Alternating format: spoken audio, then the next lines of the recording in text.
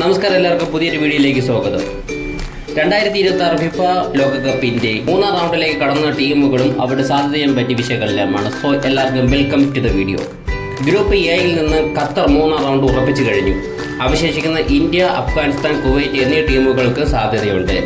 വിജയിച്ചു കഴിഞ്ഞാൽ അവർ മൂന്നാം റൗണ്ടിലെത്തും. ഗ്രൂപ്പ് ബിയിൽ നിന്നും ചാമ്പ്യന്മാരായ ജപ്പാനും അവശേഷിക്കുന്ന സ്ഥാനത്തേക്ക് സിറിയയ്ക്കും നോർത്ത് കൊറിയയ്ക്കും സാധ്യതയുണ്ട്. ഗ്രൂപ്പ് സിയിൽ സൗത്ത് കൊറിയ 3 റൗണ്ട് ഉറപ്പിച്ചു കഴിഞ്ഞു. രണ്ടാം സ്ഥാനത്തിന് വേണ്ടി ഇനി ചൈനയ്ക്കും തായ്ലാൻഡിനും സാധ്യതയുണ്ട്. ഗ്രൂപ്പ് ഡിയിൽ ഒമാൻ, കിർഗിസ്ഥാൻ, മലേഷ്യ എന്നീ 3 ടീമുകൾക്കും സാധ്യതയുണ്ട്. ഗ്രൂപ്പ് ഇയിൽ ചിത്രം വ്യക്തമാണ്. ഇറാനും ഉസ്ബെക്കിസ്ഥാനും 3ാം റൗണ്ട് ഉറപ്പിച്ചു കഴിഞ്ഞു. ഗ്രൂപ്പ് എഫിൽ ഇറാഖ് 3ാം റൗണ്ട് ഉറപ്പിച്ചു. ഇനി ഇന്തോനേഷ്യയ്ക്കും വിയറ്റ്നാമിനും 2ാം സ്ഥാനത്തിന് വേണ്ടി മത്സരിക്കാം. ഗ്രൂപ്പ് GHI ഇവിടെ ചിത്രം വ്യക്തമാണ്.